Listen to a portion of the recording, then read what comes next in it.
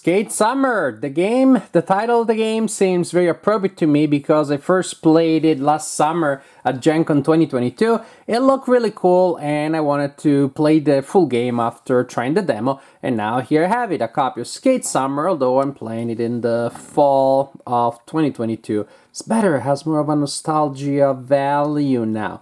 The game is played on and around this board, which looks pretty busy at first sight, but it's also very navigable and very legible once you know what you're looking for. Players will have a skating meeple placed there at the beginning. The meeple will go around collecting rewards and collecting upgrades. And the game is ultimately a push your luck game with a set collection element, meaning you will have your board and you will play cards representing tricks, different things that you'll be doing, and also as the game progresses you hopefully will collect also special tricks that will give you different kinds of advantages. Your board can also be upgraded in a variety of ways. For example, I can unlock an ability to remove this tile, which allows me to have an extra special trick there. I may be able to remove this tile here, revealing now that I have double landing bonuses instead of single ones. I may be able to move this token here, allowing me to get special tricks faster. We'll see how that works. So it's very neat that your initial board, which looks like a skateboard, if you hadn't noticed, can be upgraded and altered in different ways, offering more replay value there, because you can try different things in different games. So each turn starts with the players looking at their hand or trick cards and playing one in the central space of the board.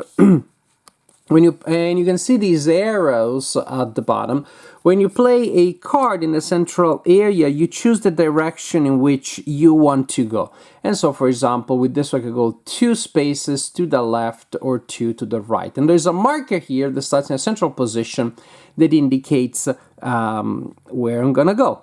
And so, for example, I decide to do that. There are also icons next to the arrows, and those will give you different kinds of advantages. For example, that one allows me to collect 2 crates tokens.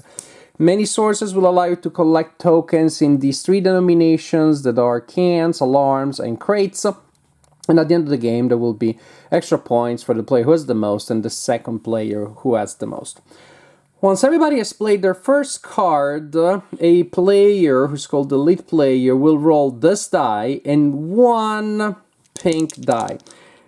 And then players may have to adjust their balance based on the result of the dice. This is the direction in which the balance is adjusted. In this case, we're going towards the minus, and this is the number of slots by which it is adjusted. In this case, it would be 0, but it could have been 1, and then that would be that. Once that happens, players can choose to stop or continue, and suppose they decide to continue. When you play a card after the first on your board, it needs to be on the left or the right of the previous one, and suppose I decide to play that one. And now the adjustment due to those arrows there is 3 to the right. 1, 2, 3, back exactly where I am. I'm trying to keep my balance here, okay?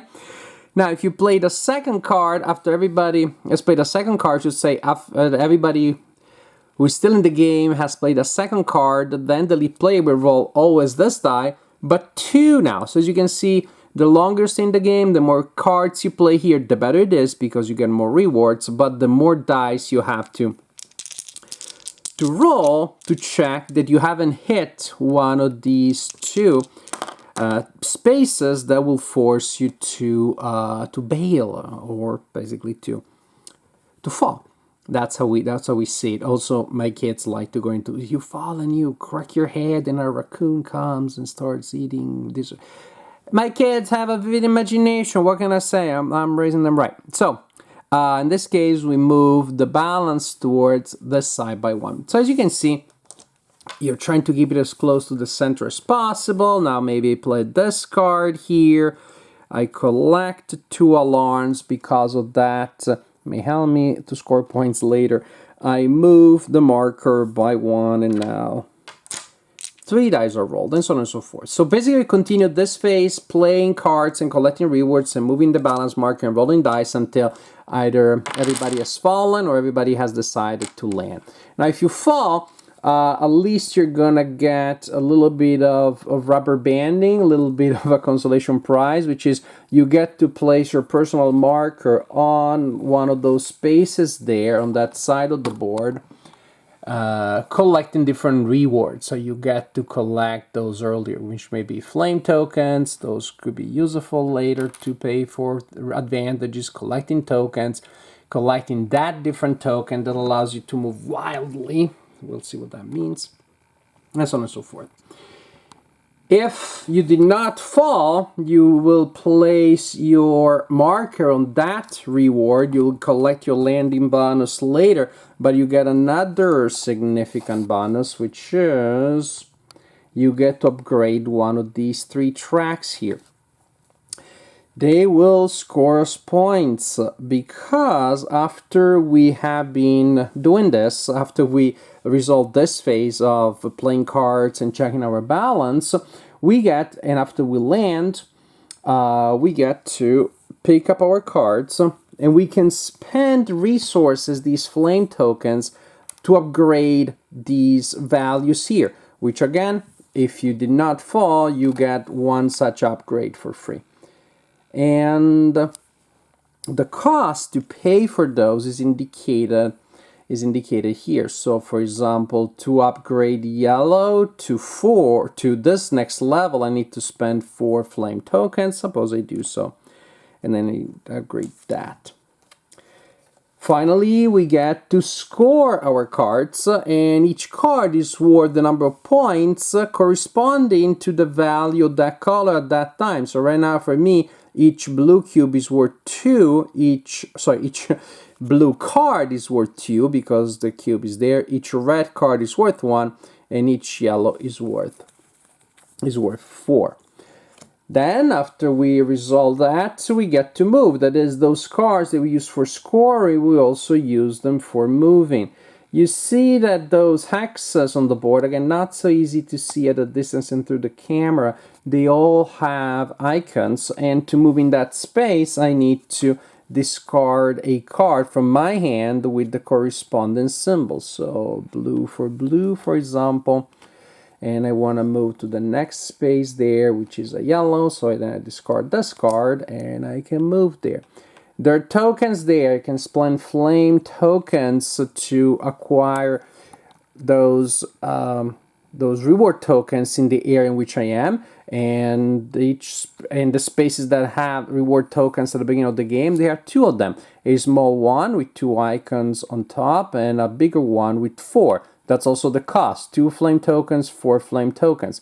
When I pick one up, I also may get a reward, and different kinds of rewards are indicated by different kind of symbols. Of course, I pull exactly the same ones, but I want to show you things such as extra victory points represented by an iconic tape from back in my days, and so on and so forth.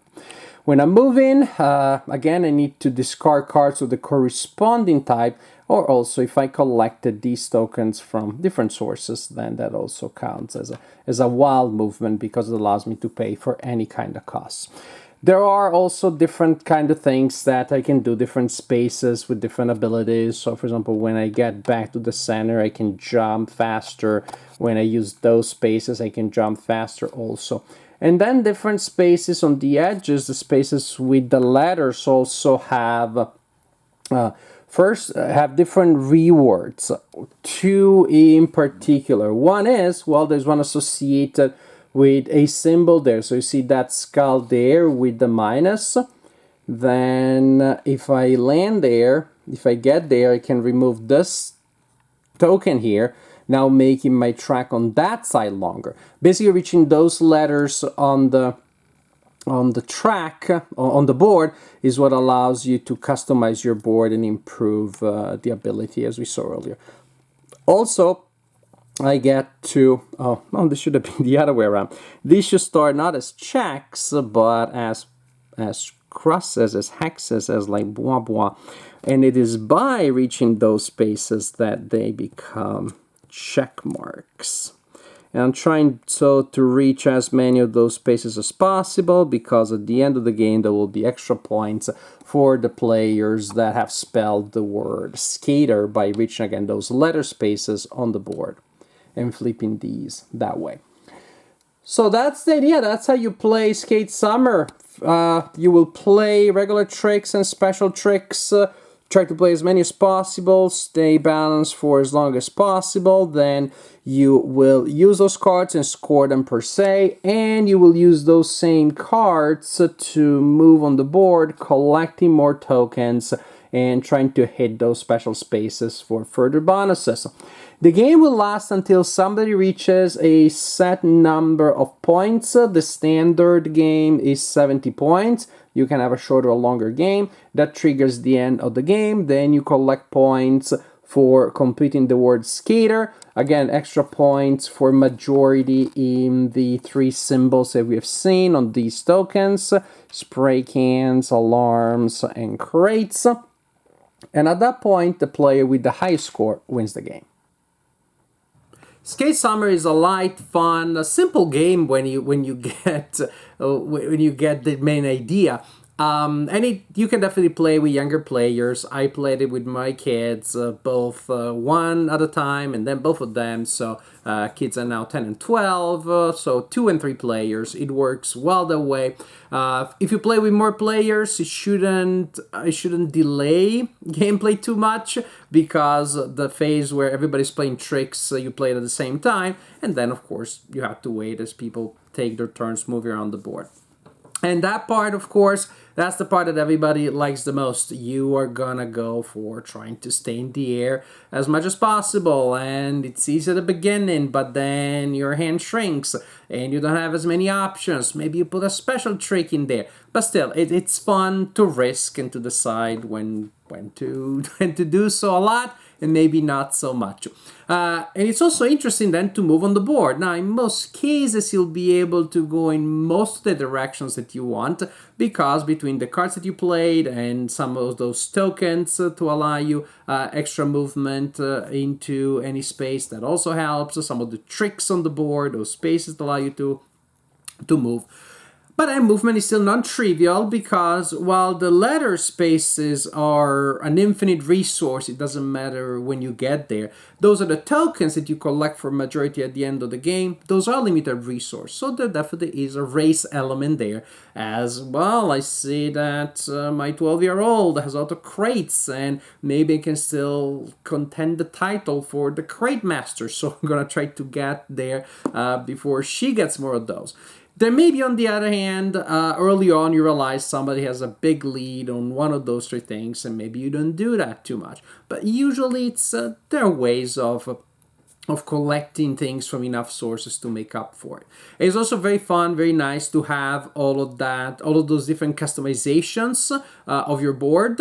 It seems that having more cards is a pretty strong one, because it will give you not just more cards, but most importantly, more options to choose from to stay in the air and be skating for as much as possible, but also having a longer track so you don't fall, collecting more special tricks.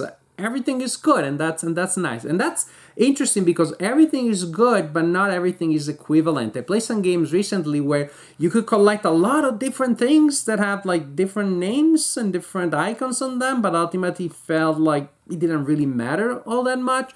But here it matters, and you do have a theme. Now, I don't know how accurate it is, because I never was able to operate a skateboard once. I think once as I was a kid, I stood on one. I was like, this thing ain't moving, must be broken. And that's my entire experience with skateboarding.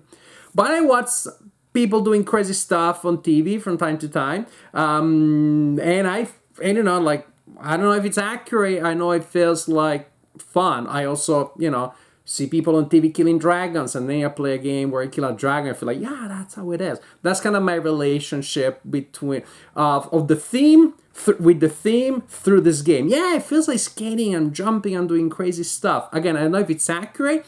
Maybe again I'm experiencing a cartoon about it, but it's a fun cartoon, so nothing wrong with that.